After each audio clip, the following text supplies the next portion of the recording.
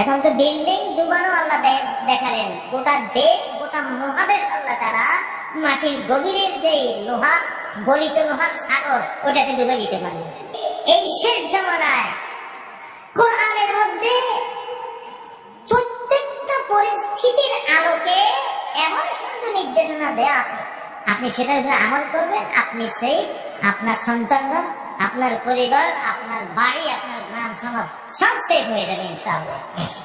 বর্তমান আযাব গজব থেকে বাঁচতে হলে সৎ কাজের আদেশ দিতে হবে, অসৎ কাজের নিষেধ দিতে হবে। মুসা আলাইহিস সালামের জাতি ছিল উম্মাতুদ দুখুল, ওদেরকে বলা হয়েছে উদখুলুল আরদাল মুকাদ্দাসা, তোমরা ফিলিস্তিন পবিত্র ভূমিতে প্রবেশ করো, এখানে ইবাদত করার জন্য এখানে থেকে ইবাদত করো।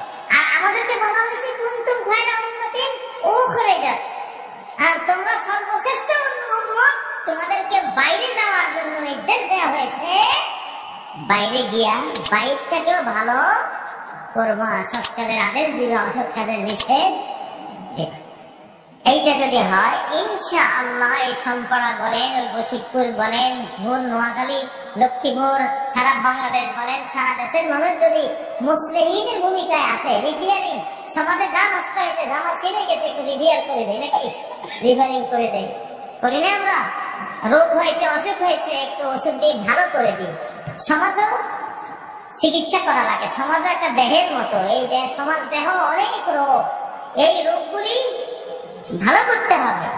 তো বর্তমান ভূমিকম্পের কথা আমি বিভিন্ন মাহফিলে বলেছি, যখন অবাধ গান বাজনা শুরু হয়, অবাধ জিনা ব্যভিচার শুরু হয়, অবাধ নেশাদ্রব্য ব্যবহার শুরু হয়, তখন আল্লাহ ওই জনপদবাসীকে ঘৃণা করেন, তাদেরকে আর ভালোবাসেন না।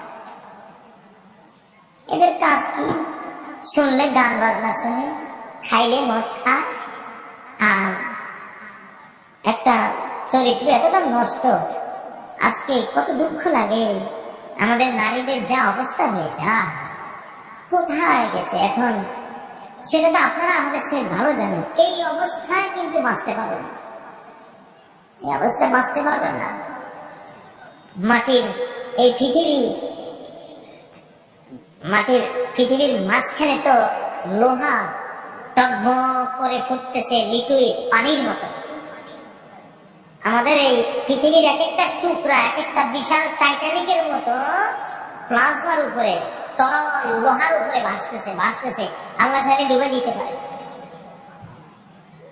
দেখছেন না কার্বনিক ছোটে বিল্ডিং কিভাবে লঞ্চের মতো ডুবে যায়?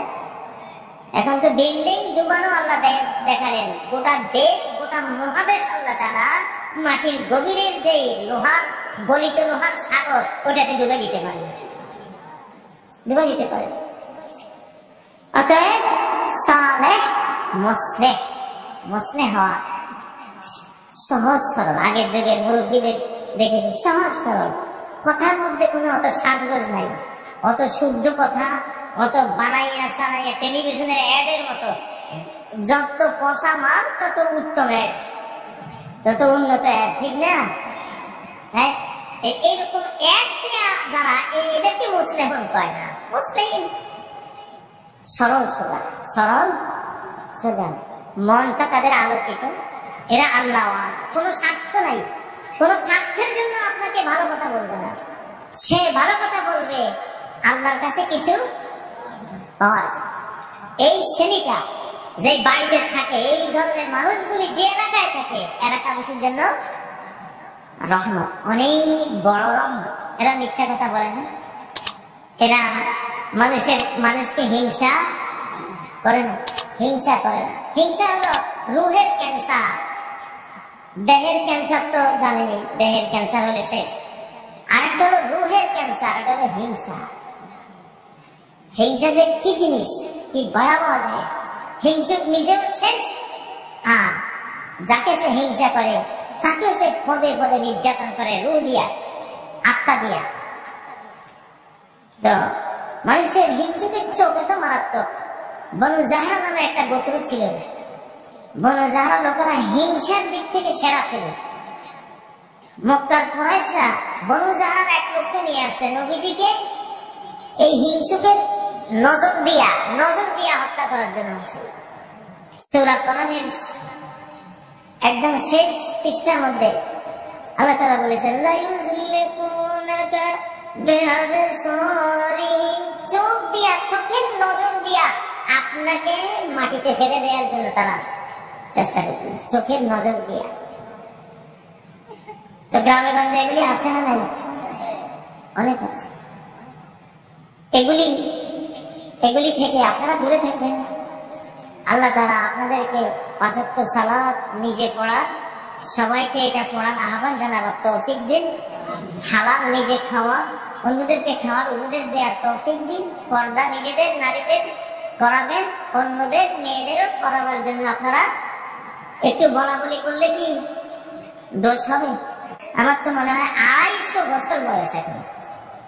কত বছর? আলহামদুলিল্লাহ, এখনো বহাল তবিয়ত আছে। যিনি বানিয়ে গেছেন কি পরিমাণ সব তিনি পেয়েছেন বলেন? আপনাদের কি মন চায় না? অবশ্যই এটা রহমত, এটা একটা আলোর স্তম্ভ, আলোর একটা পিলার, একটা বিশাল আলোর পিলার তৈরি করে দিলেন বাড়ির ছেলেদের হেদায়েতের জন্য। ছেলেরা ভালো হয়ে গেলে ওই প্রভাব মেয়েদের মধ্যেও পড়বে। ও ভাইয়েরা, বাস এই একটা আয়াত শুধু আপনাদের জন্য বলছি না, আমার এই মিডিয়ার মাধ্যমে বাংলা ভাষীরা যেখানেই শুনবেন যে আল্লাহ নিজেই প্রস্তাব দিয়েছেন, যদি বাঁচতে চাও তাহলে শুধু নেককার হলে হবে না, তুমি শুধু ভালো, আমি ভালো সহ মেরে দেব। শুধু ভালো, আরেকজনকে ভালো বানাবো না, তোমাকে দিয়ে আমার কাজ হবে না। সহিহ মুসলিমের হাদিস, আনাহলিকু বিনাস সালিহুন, একটা হলো সালেহুন, একটা হলো মুসলিহুন। সালেহুন হলো যে শুধু নিজে ভালো, আরেকজনকে ভালো বানাবার কোনো চিন্তা নাই। মুসলিহুন হলো নিজেও ভালো, আরেকজনকে ভালো বানাবার কি আছে? চিন্তা আছে, আন্তরিকতা, দরদ আছে। তো এখন মুসলিহুন তো শুনলেন, মুসলিম যারা, সেই জাতিকে আল্লাহ নষ্ট ধ্বংস করবেন না। আর যারা সালেহ, নিজে ভালো আরেকজনকে ভালো বানায় না, তাদের কথা সহিহ বুখারী, সহিহ মুসলিমের হাদিসের মধ্যে আনাহলিকু ফিনাস সালিহুন, আমাদের মধ্যে নেককার, ওলিয়া, আউলিয়া, ভালো ইমানদার, নামাজি, কামিরা থাকতো কি আযাব এসে আমাদের ধ্বংস করবে, আমরা ধ্বংস হব? নবীজি বলেন না, হ্যাঁ ধ্বংস হয়ে যাবা। কারণ তুমি যদি ভালোটা না দাও সমাজে, তখন ধীরে ধীরে ভালোটা কমতে কমতে কমতে খারাপের পরিমাণটা বেড়ে যাবে, তখন ধ্বংস আসবে, আযাব আসবে, তখন তোমরা বাঁচতে পারবে না। ও ভাইয়েরা, আল্লাহ তাআলা, আমি আর কথা লম্বা করব না, আধা ঘন্টা কথা বলবো। ওনারাও বলেছেন, আমিও আধা ঘন্টার চিন্তাই করেছি, এর বেশি কথা বলবো না। দেখুন, আল্লাহ তাআলা কোরআনে আমাদের চলার জন্য, বাঁচার জন্য সব আল্লাহ বলে দিয়েছেন কিনা? আর এটা হলো আমল করার দরকার। এমন কোন জিনিস যেটা লাগবে অথচ আল্লাহ দেননি, এরকম কোন জিনিস আছে? আল্লাহ বলেন, ওয়াআতাকুম মিন কুল্লি মা সাআলতুম, আপনারা কি কেউ আল্লাহর কাছে অক্সিজেনের জন্য দরখাস্ত দিয়েছেন? বিনা দরখাস্তে অক্সিজেন কে দিয়েছেন? আল্লাহ।